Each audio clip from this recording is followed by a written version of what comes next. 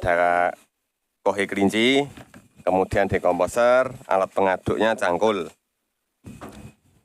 Nah, ini seperti biasa ini Pak Cip. Saya bantu ngaduk.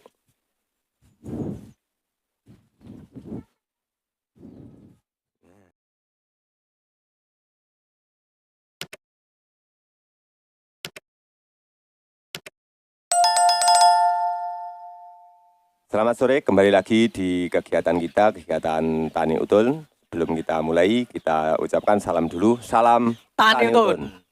Pada sore hari ini kita berada di kandang beli 1, tepatnya di Desa Sraba, Kecamatan Bendungan, yang mana di sore hari ini kita mau mempraktekkan kegiatan vokasi. Di permulaan di kandang beli 1 ini adalah ternak kelinci yang limbahnya dimanfaatkan menjadi vokasi untuk media tanam. Ya, jadi di kesempatan sore hari ini kita bersama Pak Sucipto, pemilik kandang beli 1, yang akan menyampaikan kegiatan pengolahan limbah kelinci yang sudah dilaksanakan selama ini di kandang beli 1. Selamat sore Pak Sucipto. Selamat sore Bang Wito. Terima kasih atas waktunya, kita ngobrol-ngobrol sebentar nih. Ya, untuk siap. Pengolahan limbah di kandang beli 1 Pak, kalau untuk kelincinya itu kan sudah luar biasa itu ya, tapi untuk pengolahan limbahnya sendiri di sini seperti apa Pak? Jadi gini, terkait ternak kelinci itu harus ada beberapa metode. Karena apa? Yang pertama adalah manajemen pakan, yang kedua adalah manajemen kandang, dan yang ketiga adalah manajemen limbah. Jadi ada 3 yang harus kita selesaikan. Nah, untuk pengolahan vokasi, yang mana limbah atau kohe kelinci ini menjadi vokasi, maka ini termasuk kegiatan pengolahan limbah. Nah, bagaimana pengolahan limbah itu bisa efisien dan efektif, maka kita kaitkan dengan kebersihan kandang.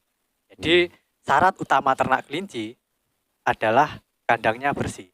Nah, dengan kandang bersih, makanya setiap 2 hari sekali kita bersihkan kotoran kelincinya, langsung kita jadikan vokasi dengan sistem fermentasi kan seperti itu. Jadi dengan sistem fermentasi yang sederhana seperti itu. Jadi selama ini berarti ada pemisahan ya antara, kalau kita tahu kelinci itu kan ada 2 ya. Limbah urin, kemudian limbah padat. Nah, berarti yang akan kita bahas pada sore hari ini teman-teman, kita berfokus di pengolahan limbah padat, yaitu kohe. Nah, seperti apa pengalamannya Pak Cip atau mungkin yang selama ini sudah dilaksanakan di kandang beli 1 terkait pengolahan limbah padat kohe ini? Ya, jadi berdasarkan rutinitas kami, jadi kegiatan membuat vokasi ini adalah sudah rutinitas karena gandengannya dengan pembersihan kandang. Jadi kandang itu kita bersihkan, yang kohenya kita tadai ke dalam cikrak atau wadah, yang kemudian kita tuang ke dalam mangkong. Kita tuang ke dalam mangkong, yang mana angkong itu kalau full itu memuat 2 karung. Jadi efisiensi atau estimasinya 2 karung itu adalah sekitar 40-50 kg. Jadi, nah, yang kemudian kita tuang ke dalam tanah, yang kemudian kita semprot pakai bakteri. Bakterinya terserah, kalau di sini ada E4 atau menggunakan yang lain, monggo kita semprot, yang kemudian kita aduk, yang kemudian setelah kita aduk, kita taruh di dalam karung yang kemudian kita tali. Nah, setelah kita tali, maka kita teduhkan vokasi tersebut, sehingga kurang lebih 2 minggu itu kita bisa menggunakan, kan seperti itu. Jadi itu bisa langsung diaplikasikan gitu ya? Iya, bisa diaplikasikan setelah minimal 2 minggu. Oke teman-teman, berarti ini ada bahan baku yang jelas kohe kelinci, ada dekomposer yang kalau di kandang beli sini memakai E4 yang banyak di pasaran itu ya. Ada tambahan lain mungkin Pak Cip selain E4? Selain E4 hanya molase. Jadi molase itu bisa menggunakan tetes tebu ataupun gula, gula merah yang mungkin lebih bagus. Jadi. Nah, berarti ini teman-teman, kita sudah tahu bahwa ada molase, tetes tebu atau mungkin gula yang dicairkan seperti itu ya. Iya. Ada kohe. Nah, jadi di ceritanya Pak Cip berdasarkan pengalaman beliau ini, dimasukkan ke dalam karung setelah diaduk dicampur jadi satu kan seperti itu. Mungkin tujuannya satu untuk efisiensi tempat, yang kedua ini untuk memudahkan transportasi ke lahan kan seperti itu. Nah, jadi di kandang belis ini sudah menerapkan, kalau saya bisa menyimpulkan Pak Cip, sebuah kegiatan peternakan yang berkesinambungan. Ya, jadi ternak dengan yang jelas, kalau kelinci otomatis kan pakan hijauan itu kan pasti gitu ya. Jadi mungkin pemakaian masih sebatas di pakan ternak kelinci atau di hal yang lain untuk bokasinya? Untuk bokasi, jadi untuk bokasi hubungannya dari beberapa manajemen tadi adalah karena ketika kita ternak itu ada dua. Yang pertama adalah bank pakan. Ketika ada bank pakan, maka kita harus punya bank pupuk. Gitu betul, ya. Kalau di peternakan yang secara umum itu yang difokuskan adalah bank pakan, ya toh. Nah, bank pupuknya itu belum terfokuskan, sehingga pupuknya itu harus beli. Nah, sedangkan di sini kita bangun bank pakan, kita bangun bank pupuk supaya ini langsung berkesinambungan seperti itu. Oke, berarti gini, ketika kita sudah ngobrol ya, sebagian sudah disampaikan oleh Pak Cip tadi.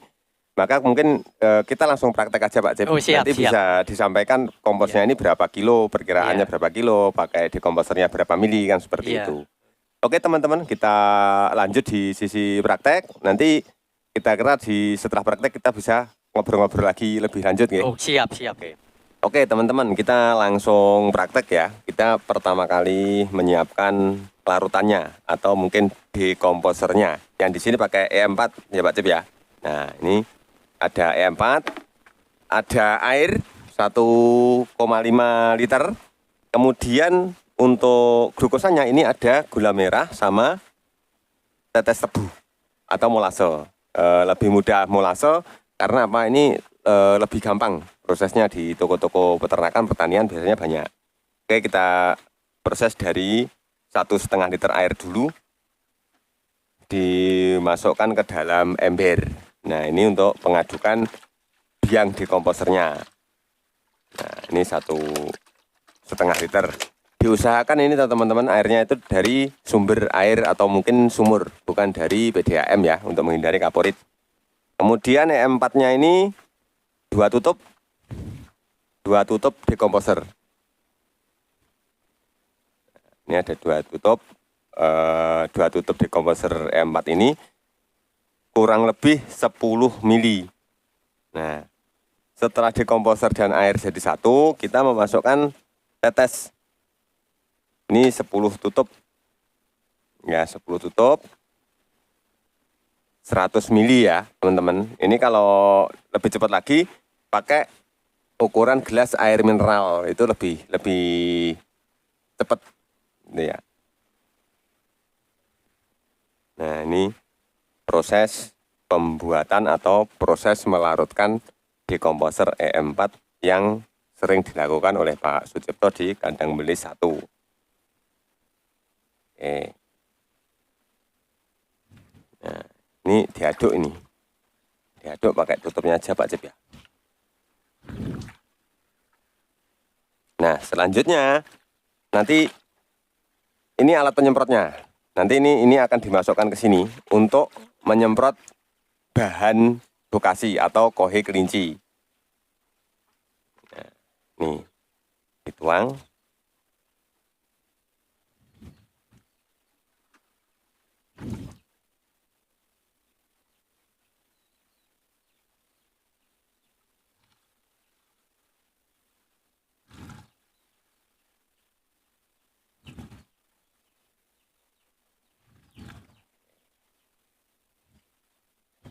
Ini perlu hati-hati teman-teman untuk memasukkannya nih. Kalau bisa pakai corong itu masih lebih bagus lagi, lebih mudah.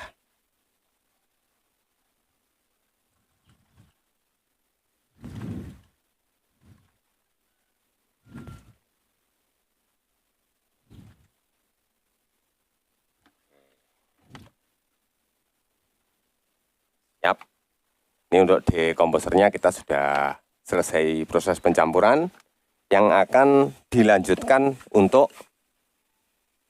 pengaplikasian dekomposer di bokasinya. Taruh sini dulu. Nah, ini bokasinya teman-teman. Ini kapasitas sekitar 40 kilo. Nah, ada kohe kelinci, kemudian dekomposer, alat pengaduknya cangkul. Nah, ini seperti biasa ini Pak Cip. Saya bantu ngaduk.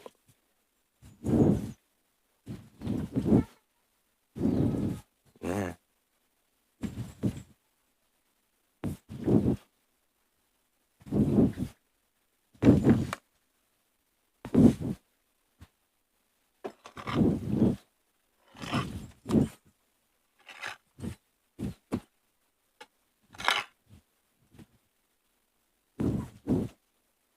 Oke, ini pengadukan ini diusahakan serata mungkin, semaksimal mungkin ini.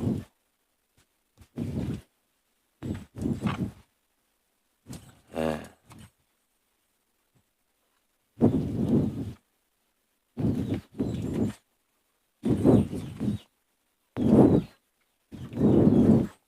Nah, ini kalau teman-teman mungkin di rumah nanti mau praktek, kita bisa menambahkan dapur pertanian atau mungkin arang sekam.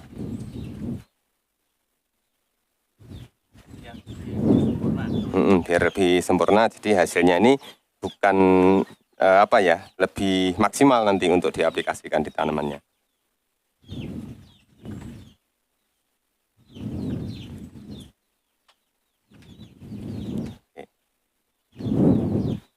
Nah, ini setelah kita aduk, dekomposernya masuk, nanti kalau misalkan mau menambahkan arang sekam atau apa, kita masukkan ke dalam karung.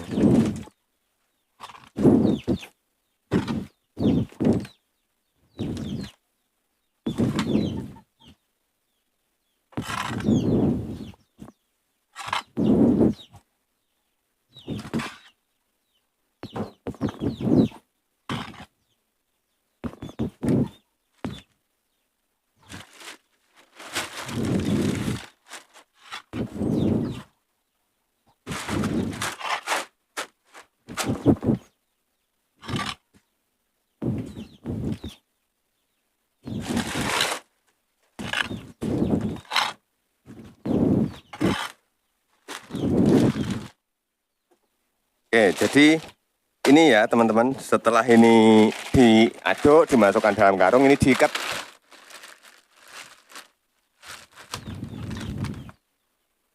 Nah, ini diikat serapat mungkin untuk memaksimalkan proses fermentasinya, seperti itu. Kemudian untuk yang sudah jadi, ini sudah ada ya, jadi setelah diikat ini kita diamkan selama kurang lebih 2 minggu. Ini yang sudah jadi, ini seperti ini. Ini sudah siap diaplikasikan ke bank pakan.